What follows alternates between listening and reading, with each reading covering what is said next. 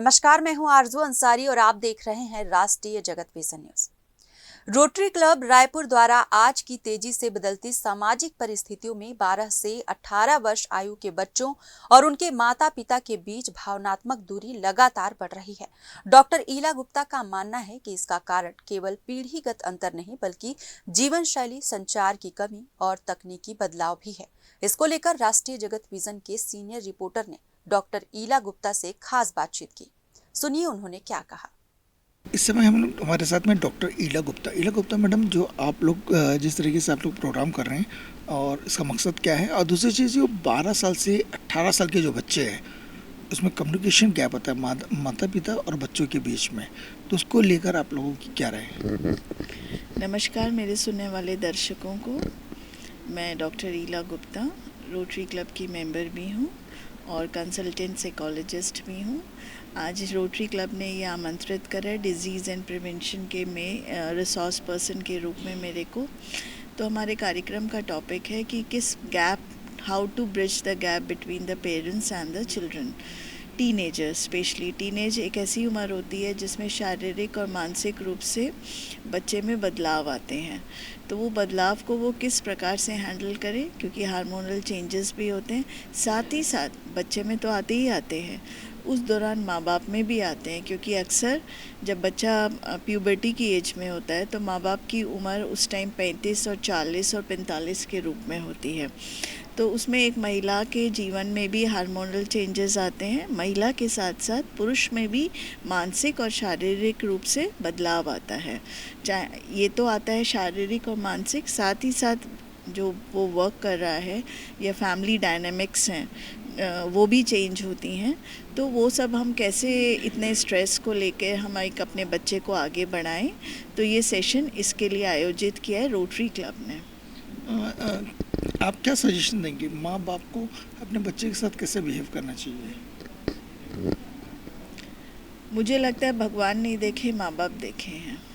क्योंकि आज एक माँ बाप ही बच्चे के लिए, कितना भी बड़ा बच्चा हो जाए या कितना भी छोटा हो, और वो खुद भी कितने बड़े, उनके दिमाग में फ़िक्र और अच्छाई उन बच्चे के लिए रहती है। तो यहाँ पर जो एक माता पिता जब हम बनते हैं तो सबसे पहले हमें भूल जाना चाहिए कि हम पति पत्नी हैं। हमें यूनिट की तरह रहना चाहिए। यूनिट मतलब प्लस, माँ बाप, parents, mummy daddy.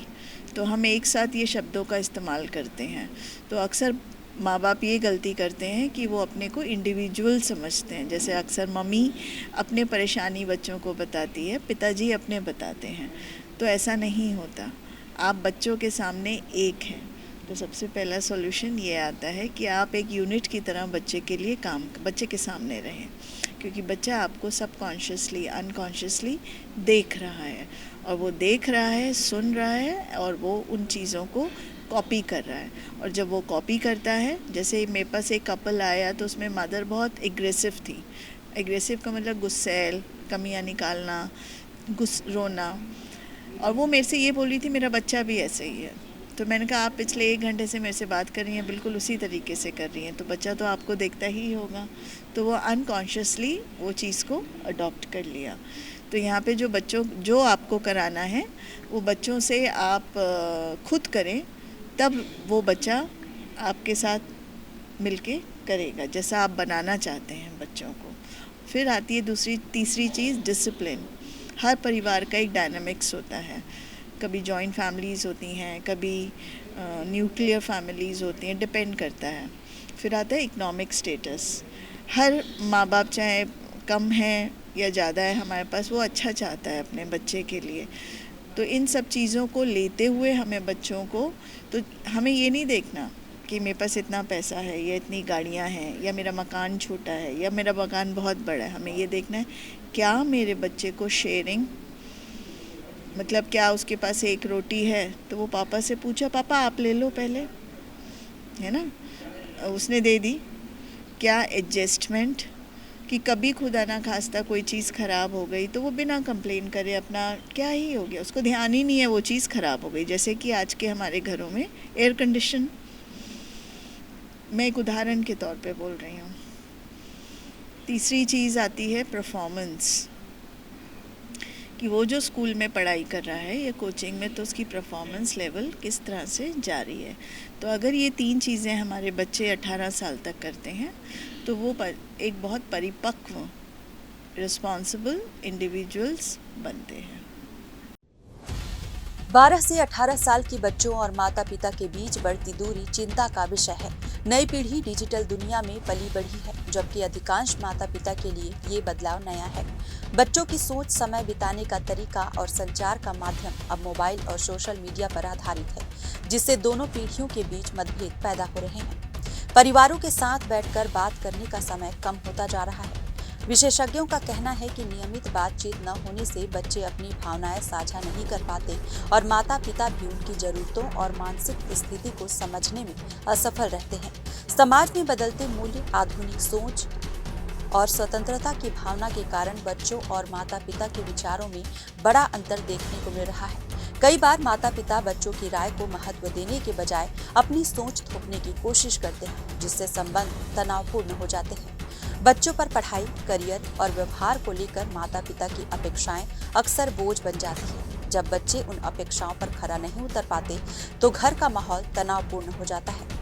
Nuclear family के बढ़ते चलन में बच्चों को भावनात्मक सहारा और समय कम मिलता है। कामकाजी माता पिता भले ही भौतिक सुविधाएं दे रहे हों, पर भावनात्मक बातचीत की कमी रिश्तों में खालीपन छोड़ रही है। विशेषज्ञों के अनुसार कभी कभी गलत परवरिश या अत्यधिक स्वतंत्रता भी बच्चों में अवज्ञा और जिद बढ़ा देती है, जिससे माता पिता और बच्चों के बीच टकराव बढ़ जाता है। शिक्षा विशेषज्ञों और मनोवैज्ञानिकों का मानना है कि अगर समय रहते माता पिता और बच्चे संवाद, विश्वास और समझदारी के साथ रिश्तों को मजबूत करने की कोशिश करें तो इस बढ़ती दूरी को कम किया जा सकता है। ये हमारे साथ में गर्ग साहब जिस तरीके से आप लोग ये प्रोग्राम करा रहे हैं उसका मकसद क्या है और इससे क्या फ़ायदा होता है? मैं रोटरी क्लब रायपुर का अध्यक्ष उत्तम कुमार गर्ग।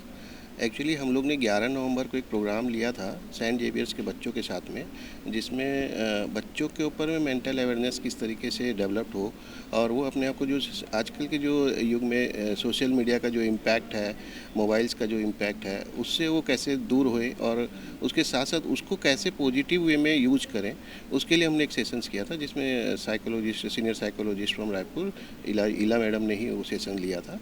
और उसी को देखते हुए, उसकी सफलता को देखते हुए आज फिर हमने एक अलग तरीके से प्रोग्राम लिया है कि पेरेंट्स को और टीचर्स को या फिर हमारे जो सीनियर रोटेरियंस है या हम लोग जैसे हैं, हमारे भी बच्चे हैं, तो हम लोग चाहते हैं कि हम लोग बच्चों का लालन पालन कैसे किस तरीके से करें, बच्चे किस तरीके से जब ग्रोथ करें उनका क्या रिक्वायरमेंट है, उसको समझने के लिए हम खुद भी और हमारे जो टीचर्स हैं, हमारे जो पेरेंट्स हैं, उनको आज हम सेंट जेवियर्स के पेरेंट्स हैं, बच्चों के पेरेंट्स हैं, तो हम उन्हीं को ही आज आमंत्रित किया है कि भाई बच्चों के लिए जो आपको फ़ायदा हुआ है उसका आप एक तो अपना यहाँ पे अपना रिव्यू दें और साथ साथ हमको ये भी बताएं कि आगे मैडम से आगे ये जानें कि आप किस तरीके से बच्चों का लालन पालन करेंगे या करना चाहिए।